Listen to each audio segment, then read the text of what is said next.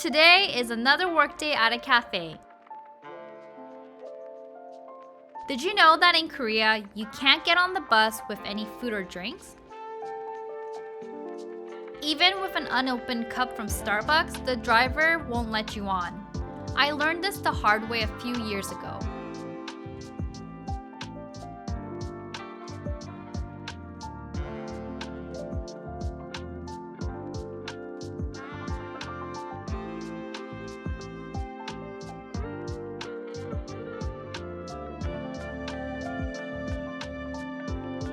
At first, Jason thought that I had made a mistake and put in the wrong address because we were in a very residential area.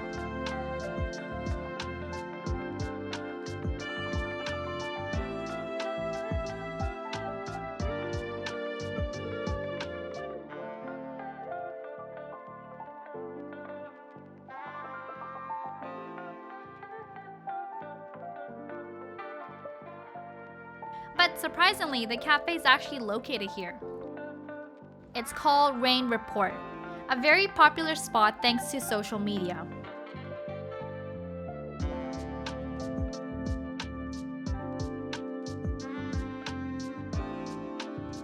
We came on a weekday due to its popularity, and I think Jason will really like this cafe because he loves monochrome colors. He really likes modern black designs, which is completely the opposite of what I like. You can't go outside and take a picture in the fake rain as well. But because I live in Vancouver, I'm pretty much over the rain.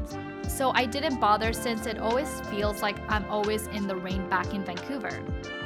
Interestingly, they have an omakase time slot at this cafe. I was really curious and even thought about doing it, but it basically looked like high tea but with a coffee pairing if you pay the extra money. And if you know me, I don't like coffee, so I didn't bother. We found some very comfortable seats on the second floor, and it might have been too comfortable because I wanted to fall asleep right away. We both got a drink and dessert. The dessert and drink themes are based off the type of weather.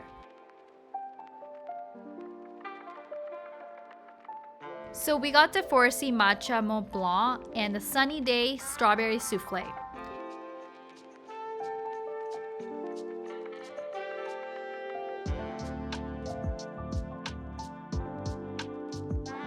My drink was called Sunset while Jason's coffee was called Wind. So Jason has been saying all the coffee in Korea hasn't tasted good, with the exception of Starbucks. But he really liked the coffee from Rainreport. He said it was a legitimate coffee with good beans that were well grounded and roasted. The coffee was pretty expensive, 11,000 won. I asked him today if it was worth the price and he said no because he can't get the same type of coffee in Canada for $7. He said he would only pay that kind of price for Blue Mountain coffee from Jamaica. In the past, he bought a coffee bag for $40 and he said it was one of his best purchases ever. Apparently, the Blue Mountain coffee was the smoothest cup of coffee ever. If I remember correctly, my drink was called Sunset and it pretty much tasted like orange juice. Unlike Jason's coffee, my drink didn't come with a fancy paper indicating where the juice was imported from. My gosh, too much cream again! Presentation-wise, a 10, but taste-wise, I would give it a 2. Let's be honest, I'm being a bit biased because I don't like how Korea keeps putting so much cream into everything.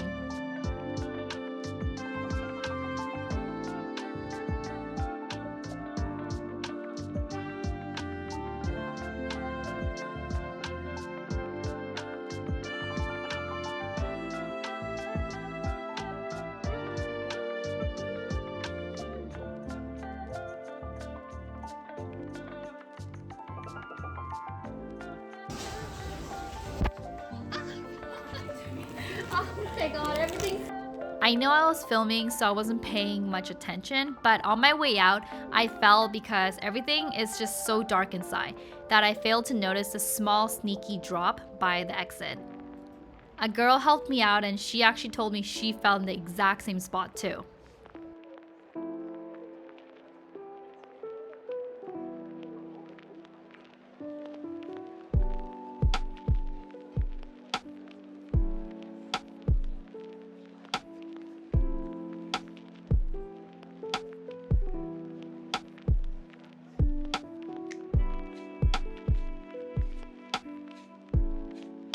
On our way to Itaewon for dinner, I spotted an interesting entrance with train tracks. Curiosity got the better of me, so I decided to follow it, and wow, there's a hidden restaurant cafe. I didn't have the time to go inside, but it's definitely on my list for when I come back to Korea. I'm really glad we decided to walk to Itaewon. It's quite hilly, which turned out to be a nice workout, and the sunset views were just amazing. Itaewon, known for its dynamic history and diverse culture, has evolved significantly over the years. Started out under the influence of a US military base, evolving into a district populated with expats and foreigners. It's like a global village here, offering a rich tapestry of experiences. Within just a few blocks, you can enjoy Middle Eastern dishes, indulge in Mexican cuisine, explore African art, or savor some British pastries. This incredible diversity is what makes Itaewon so special and a must-visit for anyone in Seoul. Finally, we're in Itaewon, and it's been such a long time since I've been back. I mentioned this in another video, but in 2022, a tragic crowd crash occurred during Halloween celebrations in a narrow alleyway near the station. I've actually walked down this very alleyway before, so it's surreal that such a tragedy could happen here. After the heartbreaking ferry incident that took so many young lives, I expected the emergency responses to be more robust. It brings me to tears and raises some serious questions about safety measures. How could such another devastating incident happen again and take more young lives away?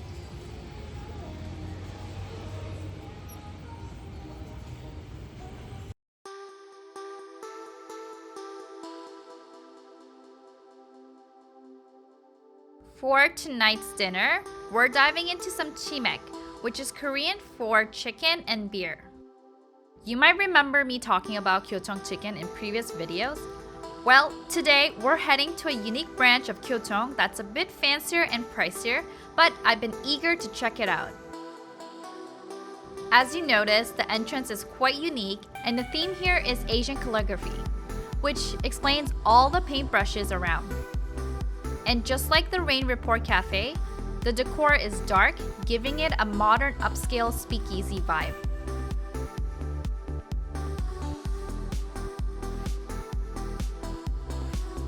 We started off with the recommended crafted beer sampler, getting to try 4 different kinds of beer.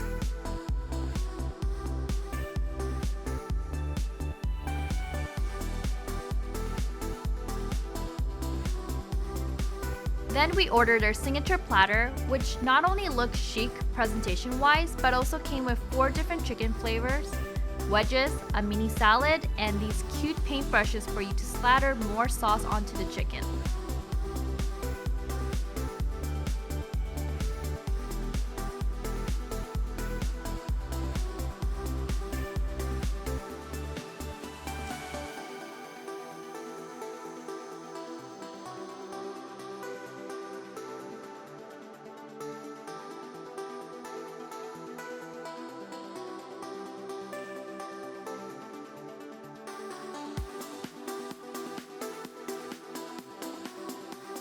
Yum yum yum! All the flavors were so delicious that Jason mentioned that he'd like to come back next year to try their black ink chicken, which we didn't order this time around because it seemed like it was too much food. If you're a fan of Kyochong chicken, this place is a must visit. It's definitely a premium upgrade from your ordinary Kyochong chicken experience. Just a tip before you come. Make sure to make a reservation in advance because this place has gotten so popular on social media. If you try to walk in, you might just get turned away at the door. Thanks so much for watching. And please don't forget to subscribe for more awesome food adventures.